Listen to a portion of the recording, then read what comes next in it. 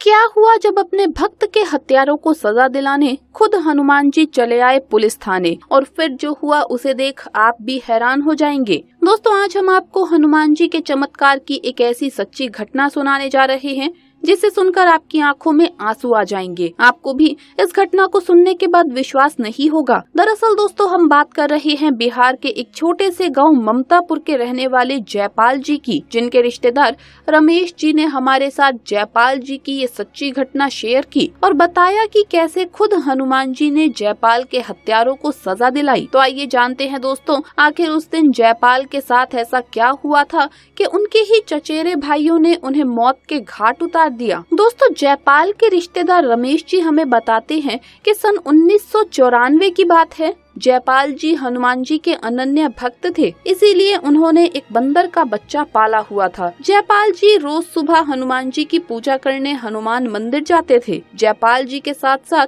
वो बंदर भी मंदिर जाता था। बंदर का वो बच्चा बहुत ही सुंदर और आकर्षक था। जयपाल के पास पुरखों की बहुत जमीन थी। रमेश जी बताते हैं कि इतनी सारी जमीन होने से उनके चचेरे भाई बहन उनसे बहुत चिढ़ा करते थे। उनके मन में ग्लानि रहती थी कि उनकी जमीन का कुछ टुकड़ा हमारे हिस्से में आ जाता तो हमें इस प्रकार की जिंदगी नहीं जीनी पड़ती। रमेश जी बताते हैं कि जयपाल जी का स्वभाव बहुत अच्छा था। उन्होंने कभी भी ऐसा नहीं सोचा कि उनके रिश्तेदार उनके प्रति ऐसी भावना रखते हैं। रमेश जी बताते हैं कि वो बात उस समय की है जब वो बंदर का बच्चा बहुत छोटा था और आंगन में उछल कूद कर रहा था। जयपाल जी के घर वाले कहीं बाहर गए हुए थे और जयपाल जी घर में अकेले थे। तभी उनके चचेरे भाई और मौसा जी उनके घर आए और वो जयपाल से कहने लगे कि वो उनकी जमीन के कुछ हिस्से पर मंदिर बनवाना चाहते हैं। इसके लिए जमीन का कुछ हिस्सा चाहिए। क्योंकि जयपाल बहुत ही विनम्र थे और मंदिर निर्माण तो बहुत अच्छी बात थी, उन्होंने तुरंत हाँ कर दी। रमेश जी बताते हैं कि बात थी सिर्फ एक हस्ताक्षर की। जब जयपाल जी ने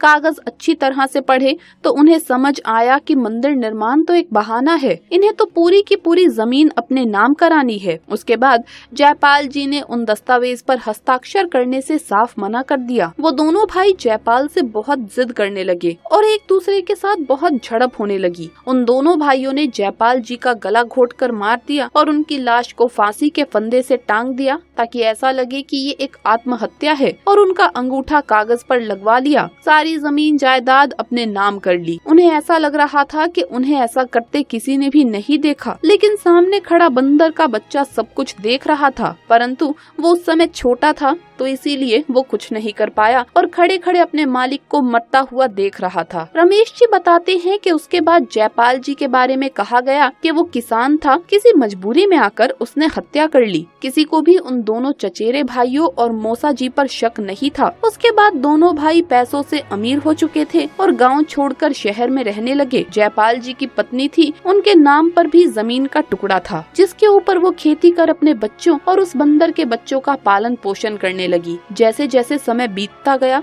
12 साल हो गए। उस बंदर की आंखों में आज भी अपने मालिक के हथियारों के चेहरे साफ दिखते थे। रमेश जी बताते हैं कि उन दोनों भाइयों का व्यापार में बहुत नुकसान हुआ और अपने सारे पैसे वो गवा बैठे और वो कंगाल हो गए और वापस गाँव लौट गए। वो जयपाल जी के घर में ही रुके और जयपाल जी की पत्नी को जरा सा भी अंदाजा नहीं था कि वो अपने पति के हत्यारों को अपने घर में रुकवा रही है। इसीलिए वो उनका आदर सम्मान करती रही, लेकिन बंदर उन्हें देखकर समझ गया था कि वो उसके मालिक के हत्यारे हैं और उन्हें देखकर बंदर का खून खोल रहा था। इसके बाद दिन बीतते गए और दोनों भाई पहले की तरह सामान्य जीवन जीते रहे, लेकिन इस रूखी सूखी जिंदगी से वो बहुत परेशान हो चुके थे। रमेश जी बताते हैं कि उन दोनों भाइयों ने फिर से एक बहुत ही गंदा प्लान बनाया। बुढ़िया घर पर अकेली रहती है, उसे डरा धमका कर बची हुई जमीन को अपने नाम करा लेंगे। अगले दिन मौका देखकर वो दोनों भाई बुढ़िया के घर में घुसे और जबरदस्ती जमीन के कागजों पर अंगूठा लगाने को कहा। बुढ़िया अपनी जमीन को ना देने के लिए अड़ी रही। ये सब वो बंदर दूर से खड़े होकर देख रहा था।